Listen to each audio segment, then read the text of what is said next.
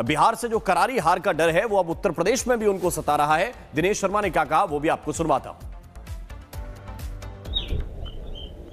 हमारे साथ बात करने के लिए बीजेपी सांसद दिनेश शर्मा है। आइए उन्हीं से बात करते हैं और जानते हैं क्या कुछ कहेंगे।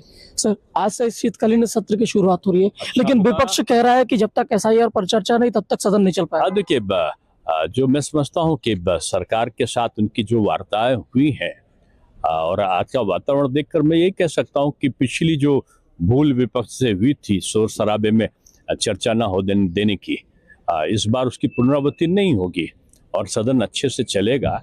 जनता के हित चिंतन में तमाम जो हित कारक मुद्दे हैं उस पर चर्चा जरूर होगी।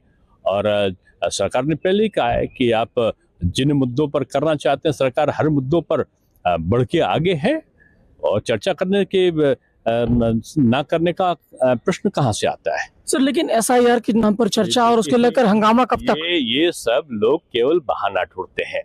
एसआईआर में अगर आप देखो, बिहार में चिल्ला रहे थे, एक सिंगल शिकायत कहीं आई हो किसी का नाम कटा है, एक सिंगल शिकायत आई हो कि जो बीएलओ के द्वारा या चुनाव आयोग के द्वारा किसी प्रकार की सूची में गड़बड़ी की गई, जबरन किसी के साथ अन्याय किया गया, नहीं आया है। और 71% महिलाओं ने वहां मतदान करके सिद्ध कर दिया है। माननीय सुप्रीम कोर्ट ने इसको वैध माना है। धारा 300 अनुच्छेद 324 में संविधान के उसमें दिया है चुनाव आयोग को यह अधिकार। फिर प्रश्न कहां से उठता है? मैं समझता हूँ अनर्गल प्रलाप उचित नहीं होता। अखिलेश यादव ये कह रहे जिस तरीके से बिहार में गाना बना दिया था वैसा मत बनाना, इस तरीके से वो बातें कह रहे हैं। अब गाना नहीं, ये बहाना है। बिहार का डर अब उत्तर प्रदेश और बंगाल को मैं समझता हूँ विचलित कर रहा है, लेकिन जनता तैयार है।